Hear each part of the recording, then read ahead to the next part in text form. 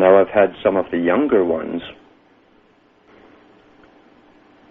call me and ask me about taking drugs to get their experiences, their mystic experiences, because the chosen Pied Pipers, again, the big boys who were put out there, are advocating drugs to get your shamanistic experience and to meet the all, you know. And it's so interesting that they've done this every so often down through history, and the present generation never saw the mayhem of the 1960s and 70s, or the suicides, or those who died vomiting up stuff as they were going through withdrawals from heroin, and people who drove cars into brick walls when they were chewing magic mushrooms and seeing Walt Disney climb along the walls, cartoon figures. These drugs do not give you a true experience. And I know people today who went through it all and who were convinced that they had mystical experiences. And yet, the same people have had so many dreams, all conjured up from the unconscious, the sea of the unconscious, where anything is possible, and have had parts of their brain stimulated by specifically designed drugs, again by the big boys, and they're convinced that they had a real experience. Well, that's fine for them, but they haven't, because I've spoken to many of them, and they're no wiser today as they were when they were 18. Never mind the side effects of the drugs. I knew people who walked out of third-floor apartment windows, who walked into the air and went down on drugs, promoted from the top downwards. Lucy in the Sky with Diamonds, LSD, Lucy, the light bringer again, you see, was promoted by the British government.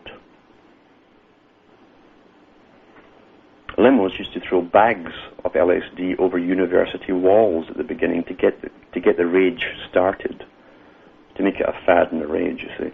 And they brought the pop guys on who were stoned out their heads onto television. And this is the BBC, the most conservative Etonian type programming in the planet. Everybody at that time was recruited to work in the BBC from Eton. That was mandatory. So that the upper middle classes kept a hold of everything, the culture creation. But they'd interview these guys who were stoned and could hardly put a sentence together. And then the interviewer would say, oh, how naughty are we? We're terribly naughty. This is to encourage the young.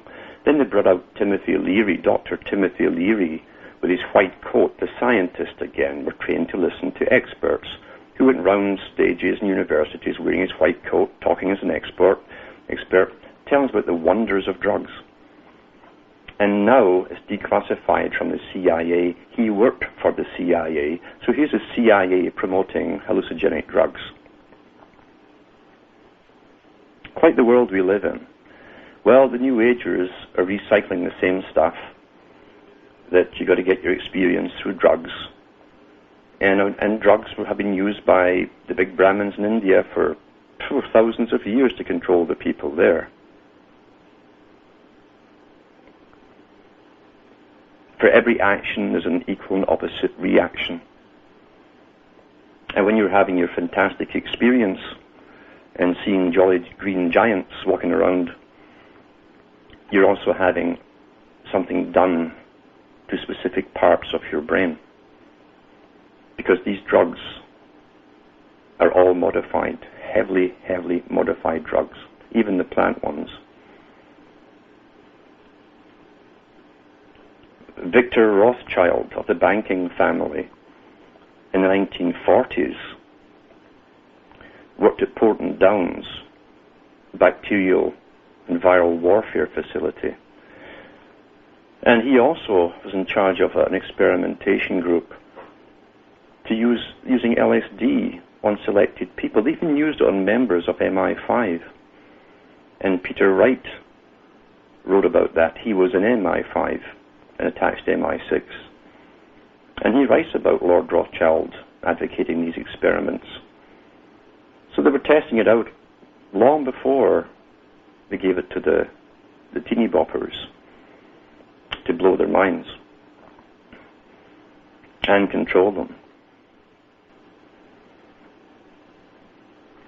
When you go through the LSD experiences, especially in a habitual way, you'll find it hard to tell what's real, what is not real. You also have flashbacks. These flashbacks can last the rest of your life, where you're walking along the road and suddenly you're hallucinating again because part of the brain was damaged. The drugs are meant to go to specific receptors within the brain, and they damage them. Yet here are the gurus of the New Age, and it's all over, and it's amazing how the New Agers gobble. They're the best consumers of religion out there. They're better than any other religion today because it's been made to be so through heavy promotion and financing. And they don't even question how these books all get out there so cheaply and stack the shelves with guru this and guru that advocating this and that kind of drug. But that's the present craze right now, is drugs for your mystical experience. It never occurs to them, because they're not individuals, it never occurs to them that there could be any other way. Never does. They want the easy, fast way, a chemical way. The chemical way. Eh? Here's the money, give me the experience. They have no knowledge of the topics.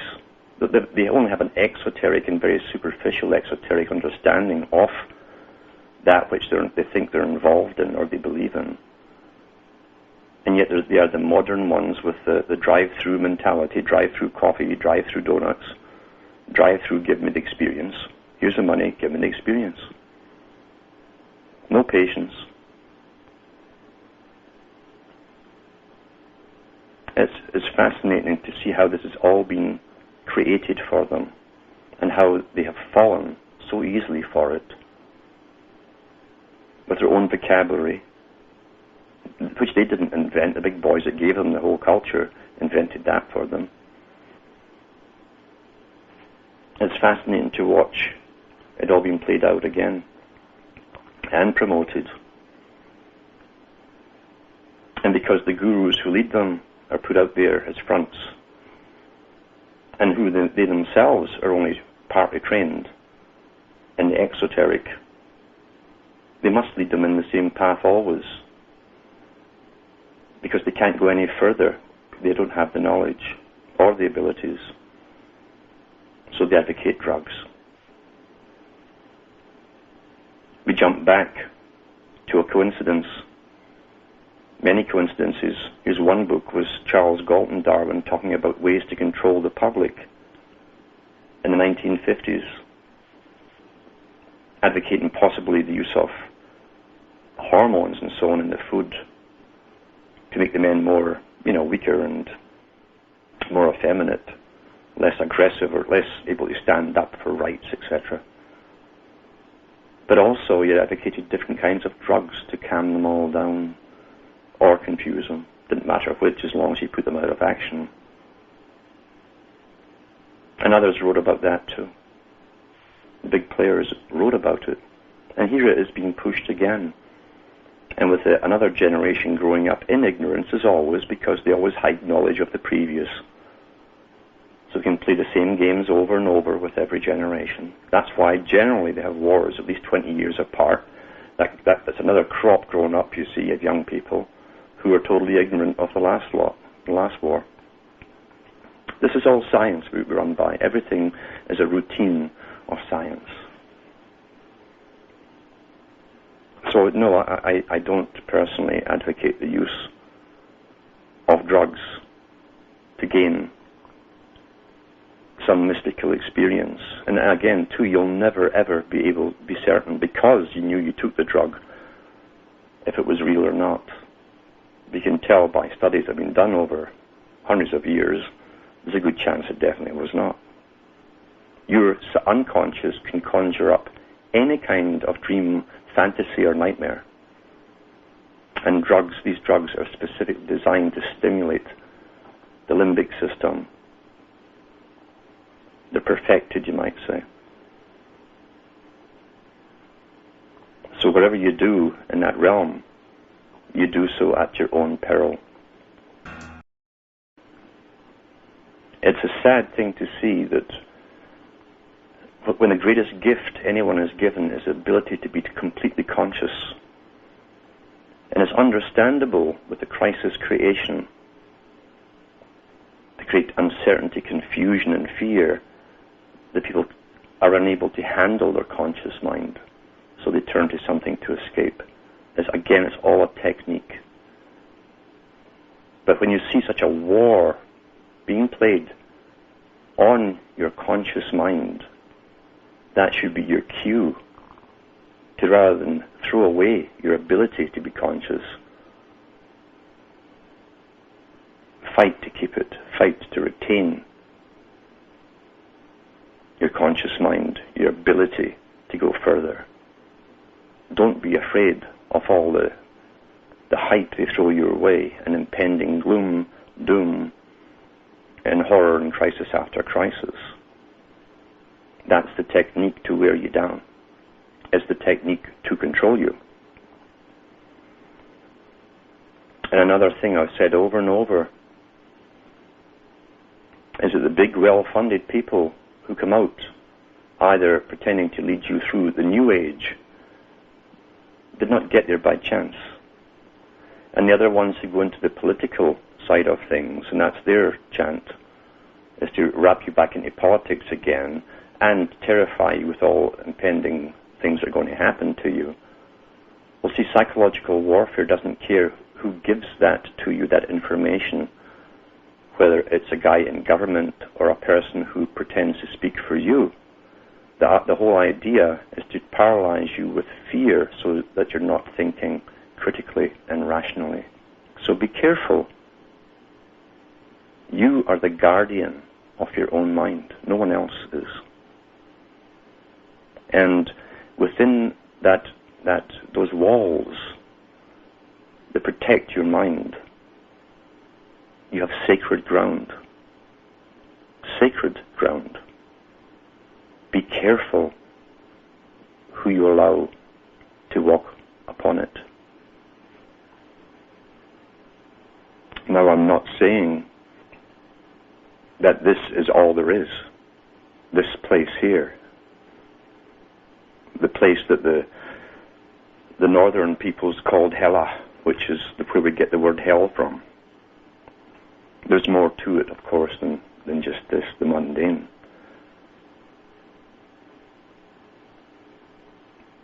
But you certainly won't get a truth which you can confirm.